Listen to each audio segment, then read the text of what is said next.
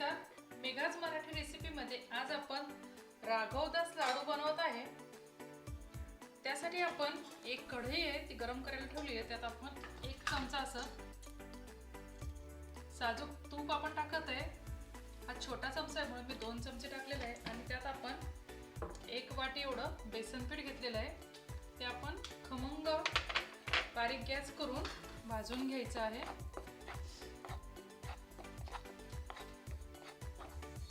आपलं बेसन आता छान खमंग असं भाजून झालंय। ते आपण ताटात काढून घेऊ। यात आपण अर्धी वाटी एवढा बारीक रवा घेतलेला आहे, तो आपण भाजून घेऊ। एक चमचा एवढं तूप टाकू आणि बारीक गॅसवर आपण रवा असं खमंग भाजून घ्यायचा आहे।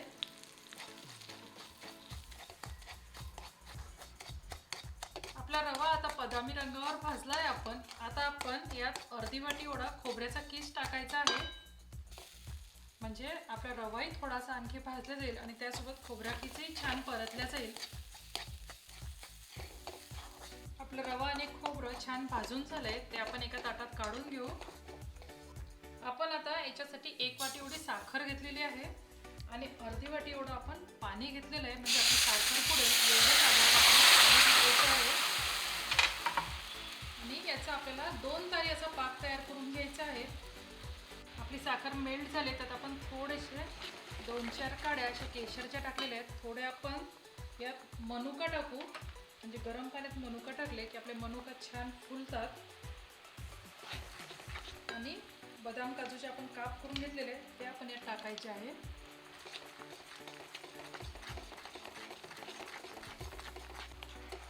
आपली साखर पूर्ण मेल्ट झालेली आहे। आपल्या पाकाचा बघा तुम्ही असा फेस होतोय, पण आपला पाक आणखी पूर्ण झालेला नाहीये।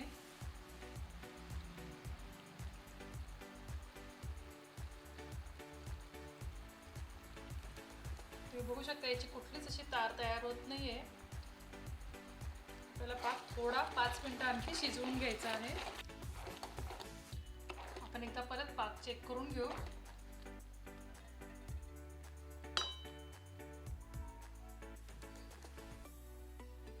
अशी एक तार आणि ही दुसरी तार, असा आपला पाक आता तयार झालेला आहे। गॅस बंद करायचा आहे। यात आपण वेलची पूड टाकून घेऊ आणि आपलं बेसन पीठ, खोबरं आणि रवा जे आपण भाजून घेतलं होतं ते आपण यात ओतून घ्यायचं आहे।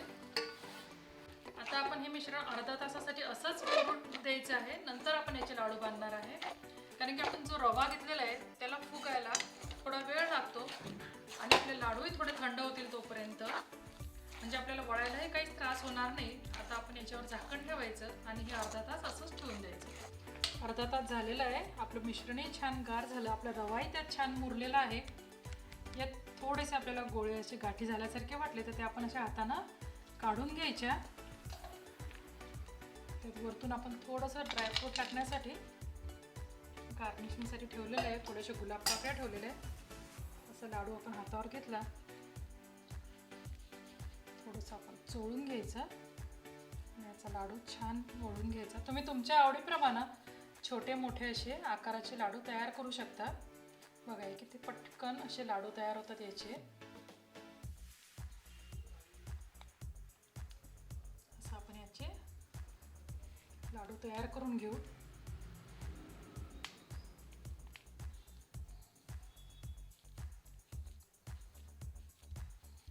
तुम्हाला जर हे मिश्रण कोरडं वाटत असलं तर तुम्ही थोडंसं तूप टाकून त्याला सैल करून घेऊ शकता, पण मला काही तूप वगैरे टाकण्याची आवश्यकता पडली नाही। आपला पाकही व्यवस्थित झाला होता आणि आपले मिश्रणही छान तयार झालं आहे।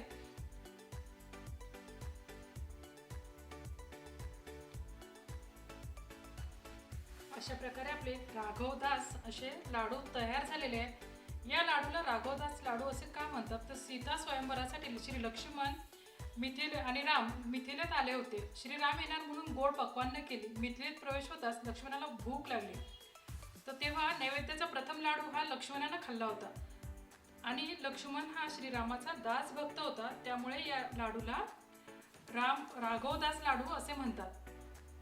याबद्दल तुम्हाला आणखी काही माहिती असेल तर तुम्ही कमेंट करून नक्की कळवा।